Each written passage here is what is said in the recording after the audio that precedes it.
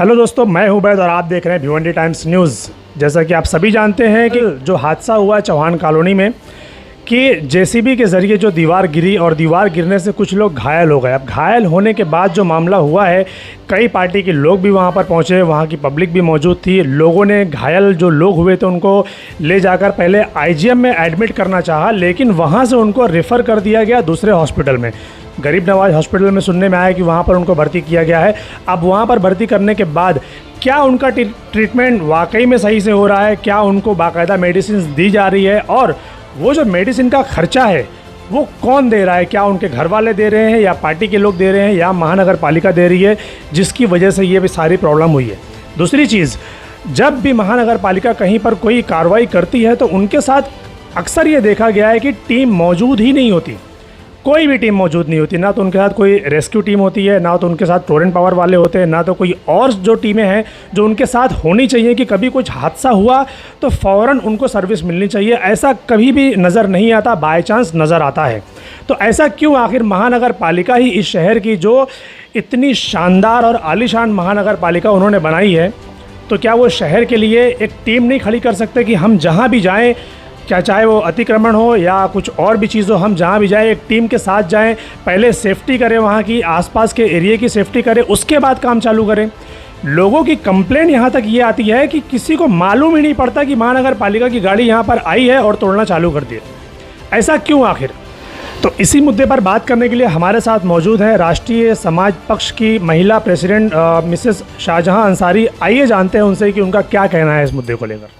देखिए, जो कल जो शाम में जो हादसा हुआ है, जो गरीब नवाज हॉल की जो दीवार गिरी है, सॉरी गिरी नहीं है, गिराई गई है, जो कि बता के करना चाहिए था। महानगर पालिका तो पहले से लापरवाह है, ये तो बताने की ज़रूरत नहीं है। मैं कई बार साबित कर चुकी हूँ कि हमारी महानगर पालिका बहुत ज़्यादा लापरवाह है भिवंडी शहर में। ऐसी लापरवाहियों से ऐसे हादसे तो कॉमन हो गए हैं इनके लिए कोई बड़ी बात नहीं है। हमारे बच्चों की, हमारी जान की कोई कीमत नहीं है ऐसे लोगों के लिए। महानगर पालिका इतनी नज़रअंदाज करती है छोटे छोटे, आज उनकी लापरवाही के कारण आज ये छोटे हादसे हुए हैं। छोटे हादसों में छोटे छोटे बच्चे हैं, 3 साल की बच्ची, 4 साल के बच्चे, 12 साल का लड़का है, 17 साल की एक लड़की है, एक 50 साल के बुज़ुर्ग हैं, इतनी गंभीर रूप से घायल हुए हैं। मैं हॉस्पिटल में कल शाम में भी गई, उनको देख के आई हूँ। सुबह भी गई हॉस्पिटल में, उनके लिए नाश्ता वगैरह जो मुझसे हो सका मैं गई उनके पास, उनका हाल खबर लेने के लिए वहाँ पे हम पहुँचे स्पॉट पे। तो वहाँ पे देख के बहुत अफसोस हुआ कि जो आईजीएम हॉस्पिटल से इनको जो प्राइवेट में ढकेल दिए ट्रीटमेंट के लिए। अच्छा ट्रीटमेंट होगा आईजीएम हॉस्पिटल में, उनका सही से इलाज नहीं होगा, फैसिलिटीज़ नहीं है। नहीं, क्यों इलाज नहीं होगा? क्योंकि अब तो देखा ही जा रहा है कि आईजीएम हॉस्पिटल में नई फैसिलिटीज धीरे धीरे अवेलेबल हो रही है, जो अभी भी दूसरे हॉस्पिटल भेजा जा रहा है, ऐसा क्यों? अगर आईजीएम हॉस्पिटल में ठीक है, मानती हूँ मैं कि फैसिलिटीज़ अब हो गई हैं, लेकिन जब हमारे आईजीएम हॉस्पिटल में सारी फैसिलिटीज़ हैं तो उनको फिर प्राइवेट हॉस्पिटल में ले जाने की ज़रूरत ही क्या थी? सबसे पहले तो क्या लगता है आपको, ये क्यों हुआ? ये सब लापरवाही का नतीजा है। ये अपनी जान बचाने के लिए पब्लिक को गुमराह करते हैं।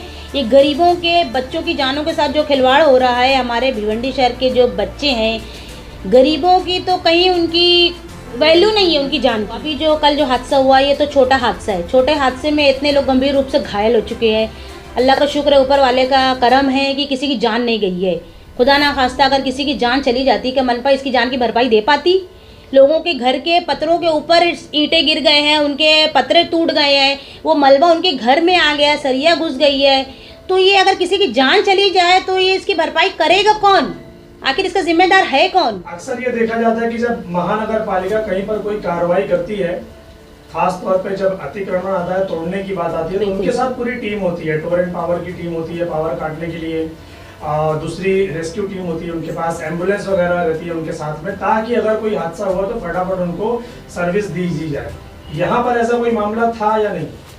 बिल्कुल ऐसा कोई मामला नहीं था। वही तो हमारा सवाल है, वही तो हम लोग सब सोच रहे हैं कि अगर महानगर पालिका कोई भी प्रोसीजर करती है, छोटा भी प्रोसीजर, एक बिल्डिंग को भी अगर खाली कराने का रहता है तो 20 बार उसमें नोटिस लगा देती है कि इसको खाली कर दो, खाली कर दो। लेकिन जब इतना बड़ा आप काम करने जा रहे थे तो आपको उसकी सेफ्टी पहले करना चाहिए था ना। पहले लोगों को बताना चाहिए था, ऐलान करना चाहिए था, सेफ्टी करना चाहिए था, बाद में वो काम करना चाहिए था। आसपास के लोगों को वहाँ से हटाया नहीं गया तो डायरेक्ट चालू कर दिया? डायरेक्ट इसके लिए तो बच्चे घायल हो गए हैं, बच्चे खेल रहे थे वो चाली में, औरतें बर्तन धो रही थी, और वो जो बांगी साहब जो घायल हुए हैं वो नमाज के लिए जा रहे थे। वहाँ के लोगों ने पहले उनसे मना किया, जीसीपी गाड़ी वालों से, कि आप उससे मत करो, ये दीवार कमज़ोर हो चुकी है, क्योंकि काफ़ी 2005 में बनी हुई है, ये दीवार कमज़ोर हो गई है, इस पर आप उससे जीसीपी से मत करो, आप हाथ से तोड़ लो। वो लोग नहीं माने, अपने मनमानी काम किए, जिसका नतीजा आज ये देख लो आप। अच्छा, तो अभी जिन लोगों का ट्रीटमेंट हो रहा है, जैसा कि मैंने सुना है कि मतलब उनका ट्रीटमेंट जो पार्टी के लोग हैं वो देंगे कि घर वाले देंगे, कौन देगा? आप क्या कहेंगे इसके ऊपर?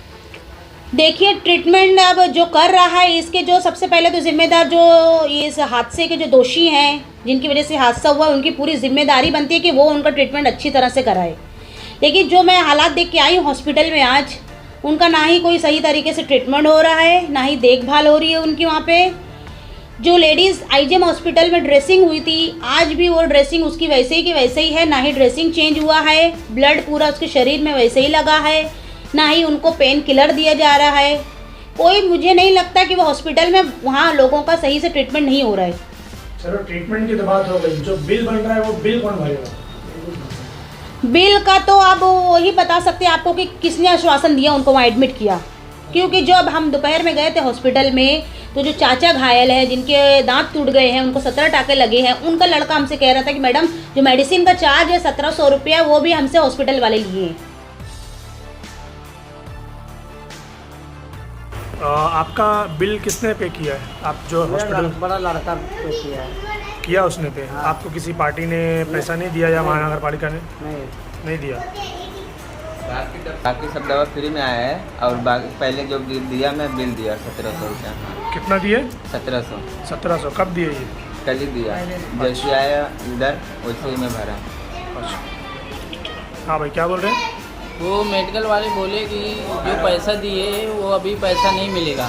यानी जो आप लोगों ने जो पैसा भरा है वो आप लोगों को वापस नहीं देंगे, ऐसा बोला है? हाँ, ऐसा बोले कि नहीं मिलेगा अभी पैसा। अच्छा, कौन बोला ये बात? वो मेडिकल वाला बोला है, और 2-3 लोग आए थे, साहब लोग नगर पालिका वाले थे, हाँ, उन लोग भी बोले कि वो पैसा दे दिए, वो नहीं मिलेगा।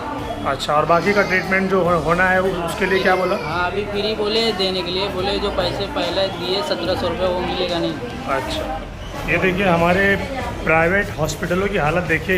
ये तो खैर फ़िलहाल यहाँ पर कोई मौजूद नहीं है तो ये हाल है। ये देखिए, ये अभी ऊपर यहाँ से गिरा है, ये यहाँ से गिरा है यहाँ पर। अब बताइए, लोग यहाँ पर अपना इलाज करवाने आएंगे या फिर खुद को ज़ख्मी कराने आएंगे?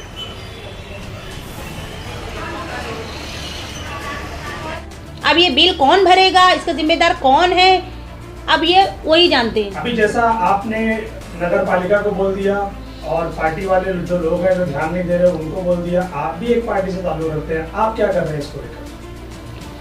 देखिए, मैं जो मेरी जिम्मेदारी है, ना ही मैं अभी सत्ता में हूँ, ना ही अभी उस पोस्ट पे हूँ। मैं जो जिम्मेदारी मेरी है एक महिला अध्यक्ष के नाते, एक जो समाज सेवा जिसको बोलते हैं, हम वोट के लिए नहीं कर रहे हैं। कुछ लोग का कहना है कि सिर्फ वार्ड नंबर 10 में वही वोट बैंक यानी वोट के लिए नहीं करते, वो समाज सेवा करते हैं। जो पार्टी के लोग हैं जो अपने आप को क्रेडिट ले रहे हैं कि हम चौहान कॉलोनी के मुद्दे पे जो मसला हुआ है उसके लिए हमारी पार्टी ज़्यादा उसमें एक्टिव है, जागी है, समाज सेवा कर रही है, यानी पार्टी सो रही है, तो ये वोट के लिए नहीं कर रहे हैं। तो ठीक है, आप समाज सेवा कर रहे हो, ठीक है, हम वोट के लिए कर रहे हैं, हम वोट के लिए नहीं कर रहे हैं, हम भी समाज सेवा कर रहे हैं। आप समाज सेवा कर रहे हो तो आपके तो एमएलए साहब हैं इस एरिए के, यानी आप जख्म भी आप दो, मलहम भी आप लगाओ, तो ये तो आप बेवकूफ़ बना रहे हो पब्लिक को। देखिए, एक बात और बताना चाहती हूँ आपके चैनल के माध्यम से कि जो अभी जो कल हादसा हुआ है तो छोटा हादसा था, उनके लिए, हमारे लिए तो बहुत बड़ा ही हादसा है, क्योंकि बच्चों की जान भी जा सकती थी। और ये जो पंपिंग स्टेशन जो बनाया जा रहा है, हमारे एमएलए साहब जो हैं, जो ये इतना बड़ा ये ओपनिंग कर रहे हैं पंपिंग स्टेशन की, जो जितने भी गंदगी का भंडार का चेंबर बनाया जा रहा है यहाँ पे, ये आज नहीं, 10 साल के बाद नहीं, 15 साल के बाद नहीं, ये उसकी वजह से क्या कोई हादसा नहीं होगा? या वो गंदा पानी वो कब्रिस्तान के कब्र में जाएगा, तो इसमें अगर जो भी इसके वजह से आगे चल के कोई हादसा होगा, अगर ये पंपिंग स्टेशन से हमको कब्रिस्तान के लिए कोई यानी ऑब्जेक्शन नहीं है, ठीक है, कब्रिस्तान आप बनाए हो, शमशान बनाए हो, बहुत अच्छी बात है। लेकिन जो बीच में आप ये दोनों की आड़ में जो ये गंदगी का भंडार आप बीच में रख रहे हो, ये सब सिटी के बाहर होता है, सिटी एरिया के बाहर होता है। इतने कितने स्लम एरिया में वहाँ पे स्कूल भी है बच्चों के लिए स्कूल है, वहाँ पे इतना स्लम एरिया है। छोटे हादसों से ऐसी हालात हो जा रही है। क्या एमएलए साहब ये लोगों के लिए लिखत में देंगे कि आगे चल के 10 साल बाद 15 साल बाद इस पंपिंग स्टेशन से कोई हादसा नहीं होगा, कोई जान नहीं जाएगी? मैं ये कहना चाहती हूँ हमारे एमएलए साहब को कि अभी हाल ही में आपने असेंबली में ये मुद्दा उठाया था पंपिंग स्टेशन के लिए, आप इसके खिलाफ वहाँ बात कर रहे थे कि ये हमारे शहर के बाहर होना चाहिए। अब आप ही यहाँ पे उसकी ओपनिंग कर रहे हो, यहाँ पे आप उसके सपोर्ट में बात कर रहे हो। पहले तो इसके अगेंस्ट में थे आप, अब इसके सपोर्ट में आप बात कर रहे हो। इसका मसला क्या है, ये क्या भागीदारी है, ये क्या है, मुझे तो कुछ समझ में नहीं आता है। हमारे एमएलए साहब ऐसे भी नहीं चलते, वैसे भी नहीं चलते, लोगों की जानों के साथ सिर्फ और सिर्फ खिलवाड़ करते हैं अपनी वोट बैंक बनाने के लिए।